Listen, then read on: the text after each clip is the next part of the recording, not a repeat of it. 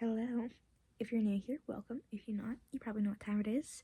I'm Avi. I make art and book related videos, and it's been a while since I made a video, so I'm here again. So I just finished reading a book, and that was the last book on my currently reading list. And I have over 30 books on my physical TBR. I don't know which book I want to read next. Multiple of them are series, multiple of them are one-shots, or one-offs, You can tell I read fan fiction. Or it's just singular stories with no sequel, no continuation. It's just a story. So I was like, do I just read all my singulars? Do I read all of my series and then evens again? What order do I read it in? So I was very much confused and didn't know what to do. And again, I was also I need to make another YouTube video. I want to make an art related one, but I'm having an arthritis and carpal tunnel flare up right now. So my art hasn't been on the back pedal, and I've just been trying to read. I've already read 3 books this month. Don't play with me. Sorry, I'm aggressive. So it's what better way to figure out what book to read next and what videos to make next than to just combine them and have a video where it's all about picking my next book. So I figured, if I can't figure myself out which book I want to read, why don't I make the internet do it for me? So sorry, my cat is being a little naughty. So I made a spinning wheel, and I put the name of every book series I want to read, and that's on my physical TBR, as well as every individual book was on my physical TBR, and I put them all into one spinner, and we're just gonna spin it and read books. So there's no defined goal or limit for this challenge. I'm just gonna spin it and read the book. If it's a singular book, I'll read the book, and then I'll spin the wheel again for another book. But if it's a series or a duology, I'll read that book, then I'll read the next book, finish it, and if I still don't know what to read next, which I probably won't, we'll go back to the spinner again until I figure it out. Because I'm also in a little bit of a reading slump. I only read 6 books in February compared to my 10 in January, and I'm not really in school right now, so it's I was really disappointed in myself for not doing that. So I was I need a way to try to maximize the amount of books I'm going to read in March. So again, spinning wheel. I've been talking for 2 minutes. I haven't even read a book yet, and I haven't even got out the spinner to show you my books. Okay, so so the wheel is on my iPad, and we have it set up here so that so far there are 20 entries, but 7 of those entries are individual, not individual, but are series books. So there's 7 individual series in here. So I think I have the Twilight series in here. I have the Game of Thrones books in here.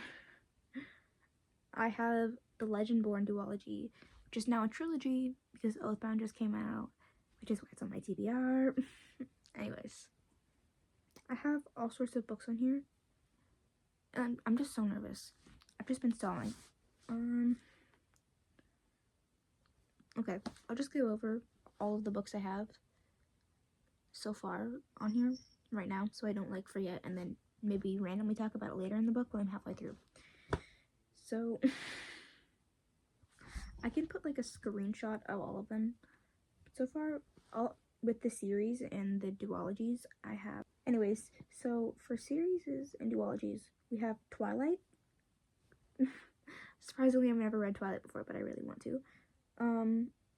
For my own reasons. You don't need to know. I just kind of want to be cringe. I'm allowed to read cringe books and for fun. Okay? Then we have The Poppy War. So excited to read that. I just recently read Fable, and I loved R.F. Kuang's writing style. We have Six of Crows, the duology, and Legendborn, the duology, and, Bloodmarked. And, of course, if I end up reading those, I'll probably go buy Oathbound once I finish them. And, read it. And then we have, the Jasmine Throne, and then, it's a trilogy, yeah. The newest one actually came out in December. And then Game of Thrones, of course, which I'm a very big fan of the show. I'm not very big. I like the earlier seasons. I'm more a fan of House of the Dragon. But I got into the show and I was like, you know what? I'll read the books. I'm a literature nut. I love books. I love fantasy. I love dragons. I'm already watching the show, and that's bad enough. I'll read the books.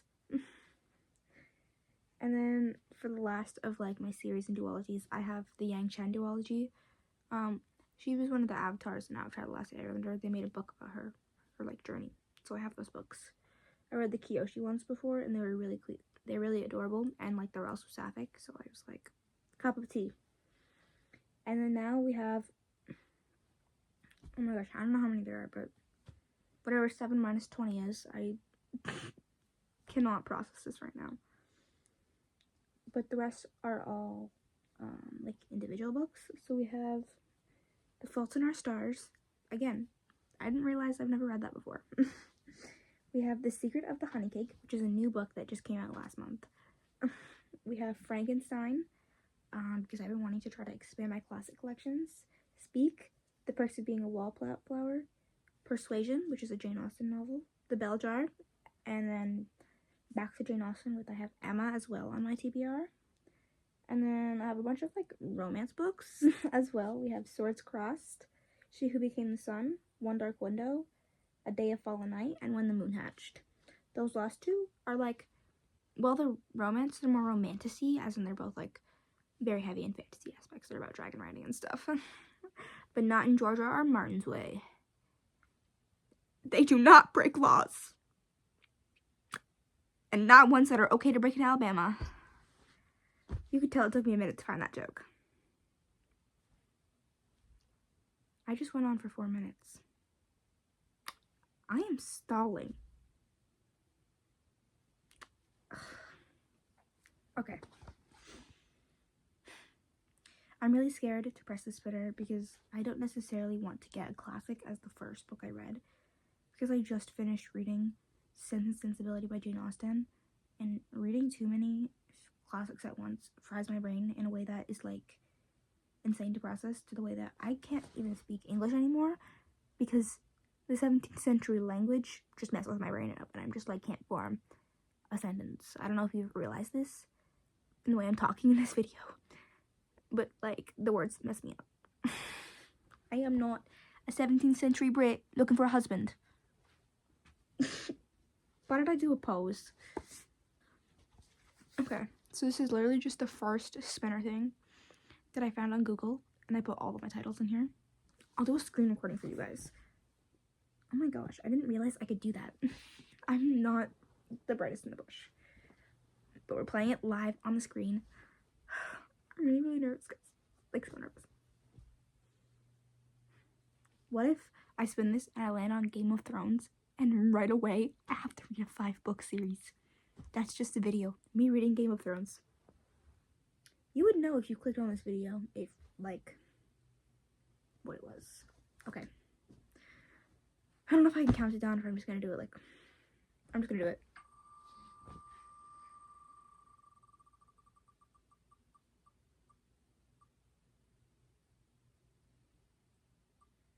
Oh my gosh, it's so good. I didn't realize it was vocal, but it landed on 6 of Crows. It landed on 6 of Crows. I'm starting 6 of Crows. Okay. I was actually really nervous. I don't know why I was so nervous about that. Okay. I was so nervous because, again, I was like, I just read Sense and Sensibility. If it spins and I have to read Emma, I'll cry. Okay. So we landed on 6 of Crows. I have both 6 of Crows and Cookie Kingdom, but I'm not going to get my Cookie Kingdom copy out right now because there's just like a tear in the cover, and I'm not going to take it out from my bookshelf until I have like some tape to fix it because it's annoying me. But anyways, we have Cookie Kingdoms. I've heard lots of good and lots of bad things about the Grishaverse, so I was like very nervous to start it because I've heard like some very iffy things about the Shadow and Bone series, and like I'm not very interested in the whole Darkling and Alina thing because that's, I'm not gonna say it, I don't want to get haters, I don't want to get haters, but I have very strong opinions about the relationship. So I was like, I low-key don't want to read that because I started watching the 6 of Crows TV show when it came out, and I was very invested in it. Not 6 of Crows, it was the Shadow and Bone show, but the crows were in the show obviously, and I was very invested in like just the show in general, but I was mostly invested in the Crows plotline. And well, I was hearing like good and bad things, still mostly bad things, about Shadow and Bone, I was hearing only good things about Six of Crow. Like, I was literally only hearing highlights, except for that one illiterate girl on BookTok who was like, there's too many words. But I haven't heard a single bad thing about Six of Crows. And like, I even talked to someone. I was like, if there's one Grisha verse book that I could read, what would it be? And they were like, Six of Crows. I was like, okay.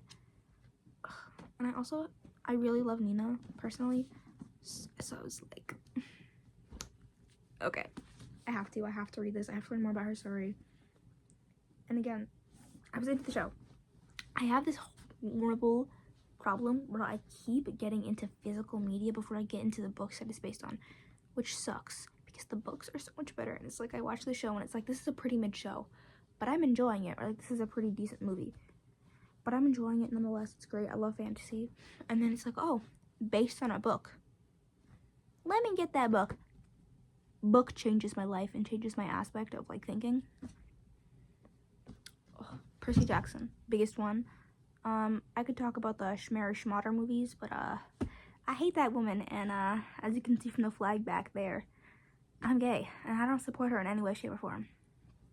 But like, so many books on my shelf right now are adaptations, and it's like, the books are so much better. Why do I keep accidentally, like, it's literally not on purpose. It's not on purpose. I didn't even realize. I just keep accidentally watching TV and going, wait, this is a book. And then I love reading, so I read the book, and it's like, literally, I can look right now. Twilight, that's a movie. The Fault in Our Stars, that's a movie. I have these books came after it, so I can't say that. So I have the Stranger Things books, but again, the books are way better.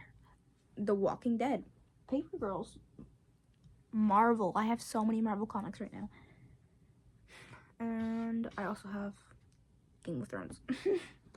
All of those were books before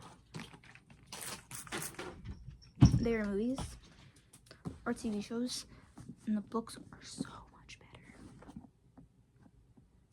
Anyways, that was just me ranting that we need to get off our bums and being lazy and watching media and broadening our whatever it's called. We need to be broadening our imagination, and we need to be reading more. I literally had this conversation with my sister on the scales of imagination and how she's literally at a 1 or a 2, and I'm at a full like 5 stars. When I close my eyes and I picture something when I'm reading, I see the movie. I don't need to watch it. So why am I watching these movies in the first place? To get a fan cast? To get a face? I see faces in my brain. I'm an artist.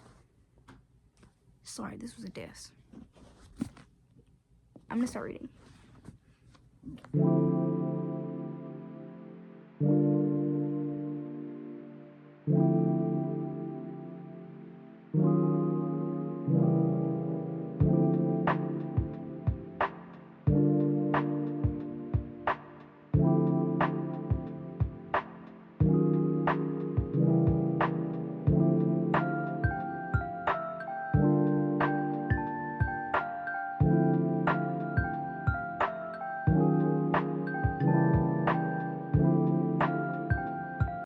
So it's been a day. I am about 20% through the book. I've read about 95 pages. I've just finished the first little like segment. It's broken up into like 5 little segments. I've just finished the first one. Now I'm on the second one. So far, I've been introduced to most of the crows. You get to meet Nina. You get to meet Kaz. You get to meet Jasper. You get to meet Inej.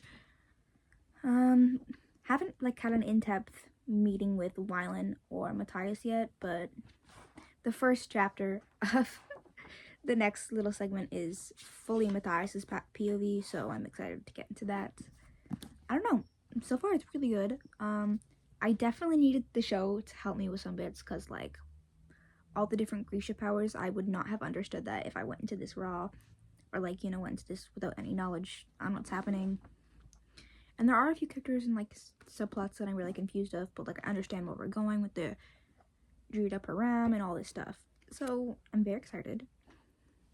I have been annotating it a little bit. I only have about 5 tabs, but it's just like really like sad quotes that I like highlighted. Like, the first one I have is literally an edge saying Groot is your god, Kaz. Like, okay, come on. I'm hoping to do more annotating throughout the rest of the book, but we'll just see what happens, what goes on. I don't know. I've already seen a lot of spoilers for this on TikTok, and I know I set myself up for this because I was like, wait, who dies? And I googled it and I found out who dies, and I'm angry, but it's like I kind of knew he was gonna die considering his storyline in the show and what he's already getting. It's like, homie was doomed from the start. But I don't know, I can't wait to keep getting on with it, and I can't wait to read Cry of the Kingdom and just get my heart broken. Let's do this. Let's finish.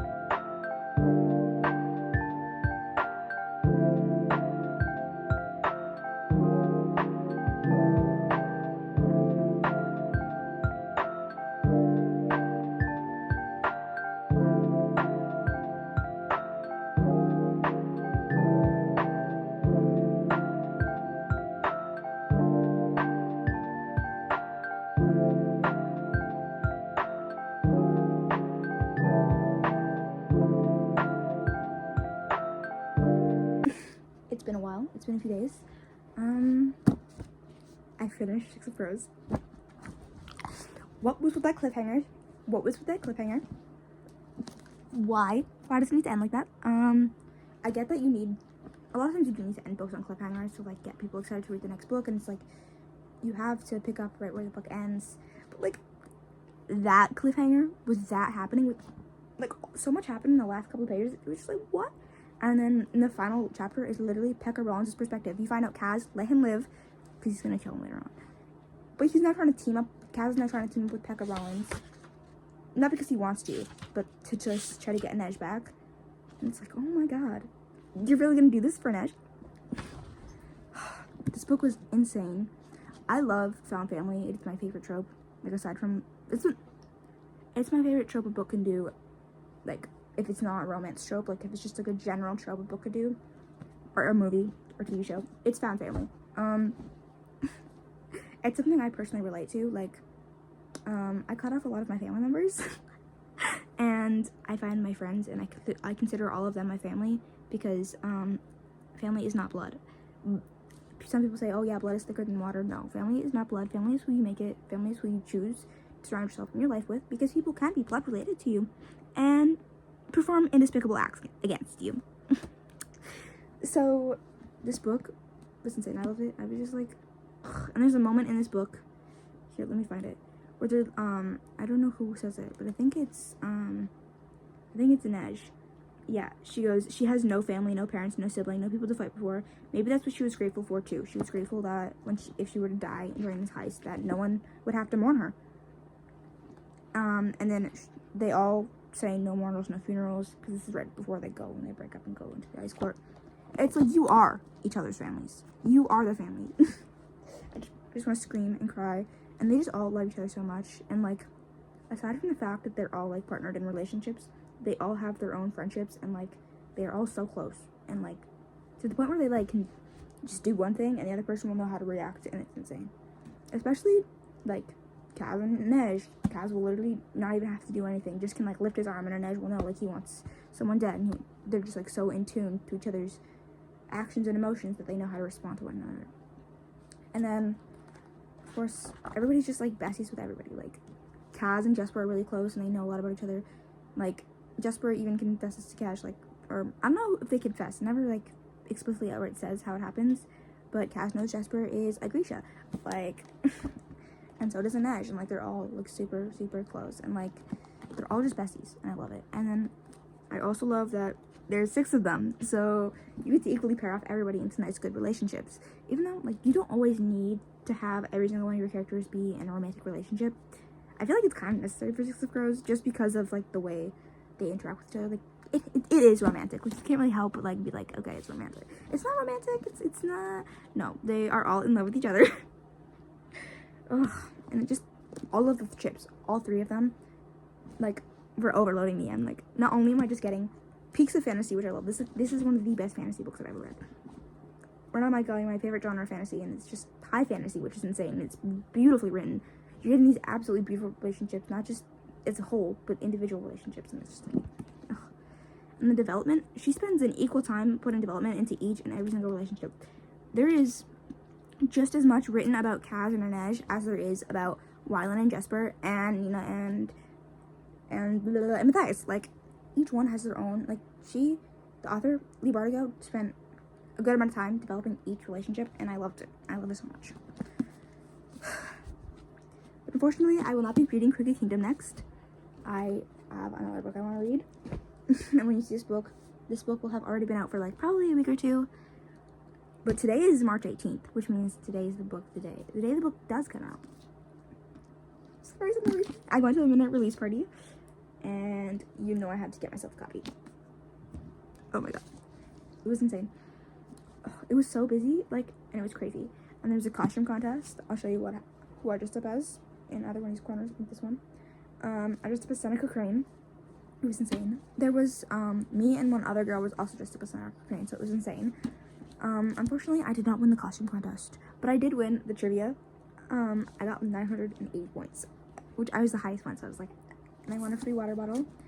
But yeah, it was insane. There was like lots of like stuff to do, and like there was like an archery contest, and you get to like shoot pictures of like President Snow, and there was like a scavenger hunt. It was so fun, and like you got to win prizes, and then it was just so nice to be like surrounded by so many fans of the Hunger Games and to be able to like talk about our theories and what we like about it, what we dislike. Ugh, it was just so insane. And finally, I have my book, a book I've been waiting almost a year for. I love the Hunger Games so much. We were also given like a goodie bag with some free stuff. You got make your own bookmark, which I did, and I put the Katniss plant on it. So it's make your own bookmark, and I drew the Katniss plant. This is the leaf for the plant, this is the stem with the flowers. And then also got this bookmark. It's kind of a mixture of Sunrise on the Reapings and the other ones. If you can see, the pins on here are the pins on the covers of the first 3 books in the trilogy. So we have Hunger Games, Kitchen Fire, Mockingjay, and then in the back it says, "May the odds be ever in your favor." But it's like Sunrise on the Reaping, kind of, because it's like purple. I also got another bookmark with a Haymitch quote on it, and it says, "My tears will not be your entertainment." And then I just got like a little like commemorative poster for the event, and then I also got a pin that's got the snake and the songbird on it. Ugh, it's so beautiful. And then a bunch of candy and like pens for annotating. But yeah, I don't know, it was so much fun. I recommend going to a midnight release at least one point in your life. It doesn't have to be for Hunger Games, it can be for any book. But like just going to a book event with like fans of the book that you're reading is so insane. Like you just get to meet your community, and it's just so fun. And finally, I get to read this book. I keep pushing it off though, because like I'm so scared. Like he's gonna go through so much trauma. Like every single person in his games, they're all gonna be dead. They're not gonna make it alive. There's 50 tributes. 50 tributes. And only Haymitch is gonna make it alive. And his family. You have to learn about his girlfriend, his brother, his mom, and they're all gonna die. But it's okay. 6, of course, was more traumatizing. Just kidding. People didn't die in that one. Yet. I know about Crooked Kingdom. I've heard the spoilers. As a Nina Matthias shipper, Lee Bardugo, you'll pay for my therapy. It will. And I haven't even read Crooked Kingdom yet. I just know what's happening.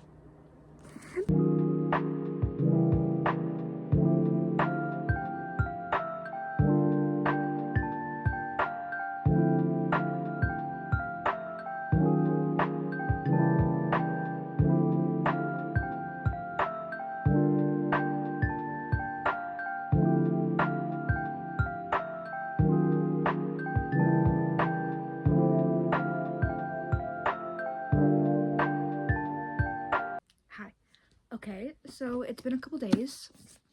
I finished Sunrise on the Reaping. Suzanne Collins, you have done it again. She really said, you did not pay attention enough in Belt and Sophomores and Snakes. Like, oh my god. Hamish's games. Oh my god. It was literally exactly like Catching Fire, but nothing like Catching Fire. And I love that because it's like, it really shows how far the Capitol went to delete all the acts of rebellion Hamish tried to accomplish during his games.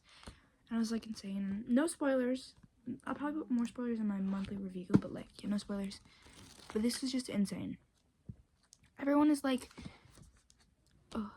talks about like this franchise like it's some like cash grab, like, and something that we like just like get to like enjoy for the sake of things. No, like this is a book very based on our real world, and very based on real world situations and things that have happened, but like taken to the extremes. That's what dystopia is. And Suzanne Collins is pretty much the master at it. Like, oh my god.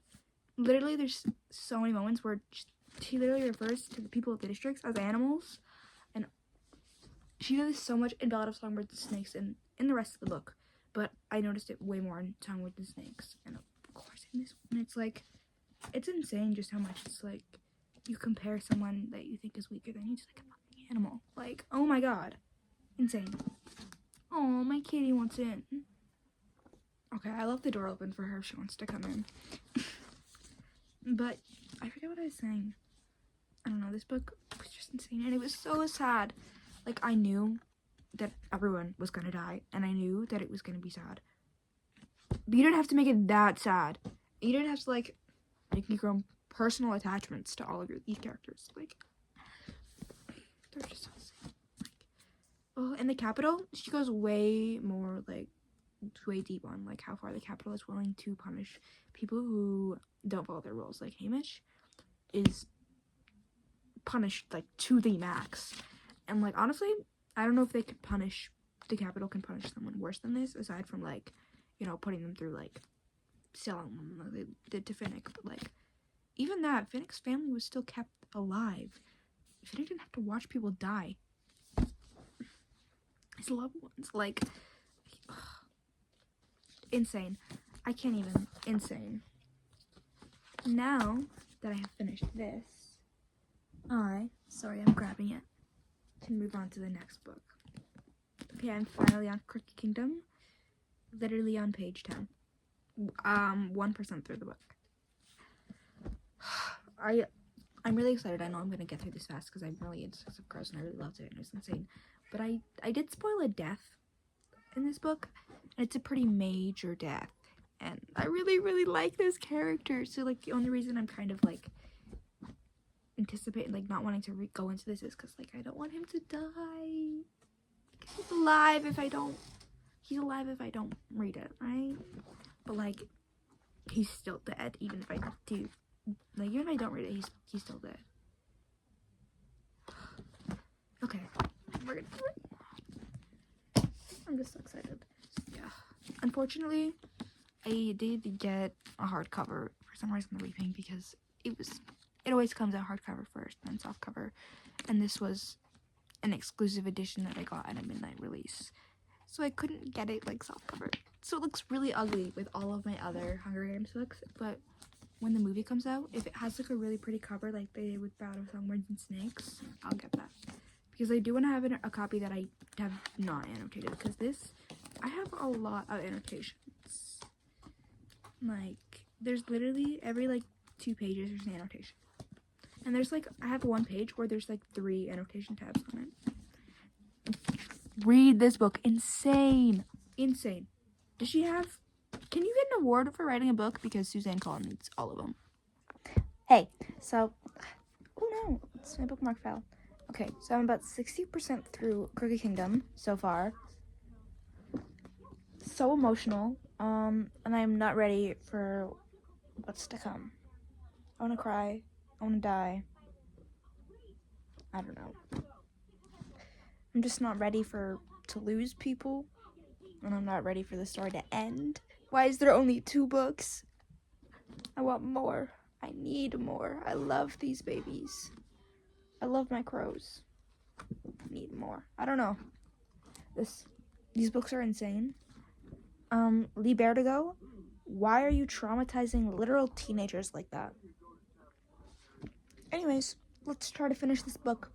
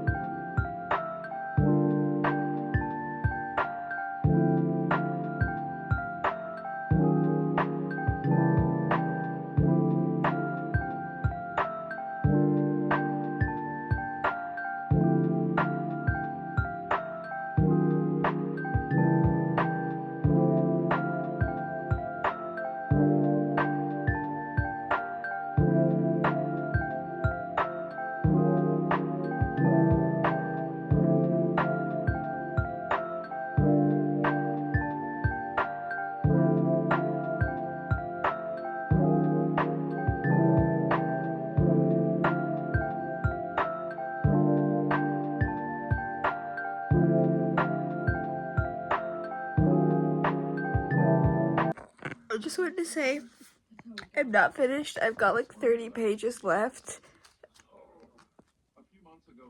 But, like, I'm destroyed. Why? I'm literally about to go to bed, but I figured I might as well update you guys and make an outro for this video so I can upload it before March ends, and so I can make my reading wrap up. I finished I finished Crooked Kingdoms, and I finished the Six of Crows series. I don't know if you can tell, but I just spent 30 minutes crying. Lee Bertigo, I will be sending you my therapy bill because I'm going back to therapy for the first time in a year. Why? Because of you. You traumatized me so hard. Not just with everything that happens in this book. Or not just with everything everything traumatized me. Not everything. Everything specifically traumatized me. Not just one singular event. Every event traumatized me. Okay. Now it's some time for some spoilers. So if you sat through this 30-minute long video, and didn't expect there to be spoilers, I'm sorry. You should probably click off now. So, major spoilers for Crooked Kingdom for the end of it. The main reason I'm crying is because of Matthias. What the fuck? You didn't need to kill him like that. You did not need to kill him. He had just gotten free from, being groomed and manipulated and from the entire system. And you have him be killed by someone who's also being groomed. And he was trying to help. He was trying to help that little boy. And he thought that he could help him break the system, but he couldn't. Did you have to kill him? Did you have to do it like that? Like, there's so many things that I wish she didn't do. Like, I was just crying. Like, and I get, like, narratively she, like, had to do it. But you didn't have to do it. You literally didn't. You didn't have to write that scene at all. What is this going to do for Nina's character development for the rest of the Crows? He's dead now. Like, and it doesn't seem to, like, impact their character development all that much. Like, he's dead. They're not, like, mourning him. The only person who's really mourning him is Nina. Because that was the love of her life. It's so sad. And you don't really get to hear from Nina in the rest of this book after he's dead, and you're just like, no, she's depressed, and apparently she, like, finds love again. But I could never find love again after that. And I'm also crying because Jesper and Wylan, they got their happily ever after, I guess. And it's so cute. And, like, you just don't expect them to, like, get the happily ever after because they're gay. And people don't really like gay people.